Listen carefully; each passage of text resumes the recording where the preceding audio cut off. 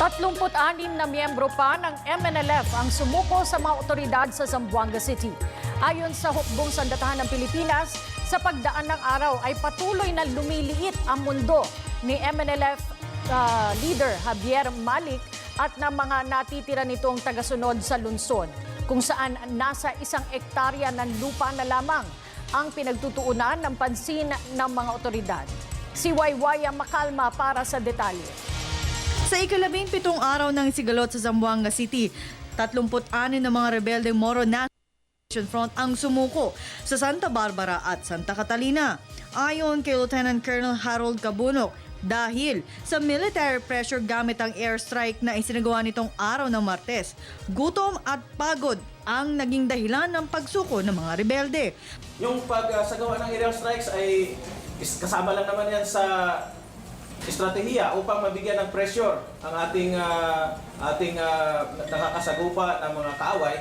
Hindi ko mabigay ang detalye kung saan pinabagsak o ano man. Ang nakasigurado lang ako, dahil sa military pressure ay dumami ang sumurrender. Patuloy rin ang paggamit ng militar ng mga loudspeakers gamit ang salitang tausog sa mga natitirang rebelde na sumuko na sa mga otoridad.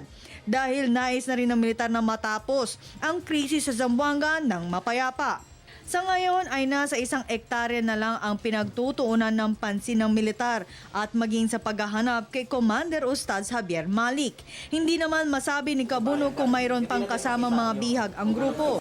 Wala si Ustaz Javier Malik doon sa inisyal na nag-surrender. Siya ay nag-refuse na mag-surrender at hindi kahit natin siya na mag-surrender na lamang dahil ang pag-surrender o pagsuko hindi naman hangad ng ating mga sundalohan na patayin lahat ng kumakalaban sa ating pamahalaan at binibigyan nga natin sila. Katunayan, yung mga lahat na sumuko ay tinrato natin humanely. Sa ngayon ay maabot sa 19 ang nasawi mula sa AFP at PNP, 14 sa militar at 5 mula sa hanay ng pulisya. Habang 110 naman ang namatay sa mga rebelde, 53 ang sumuko sa mga otoridad at 129 ang nahuli. Kasama na rito ang pamangkin ni Nur Miswari. Mahigit 100 naman ang na-recover ng mga armas mula sa rebelde. Sa hanay ng sibilyan ay umaabot sa 12 ang nasawi. Para sa Telebisyon ng Bayan, Waywaya Makalma.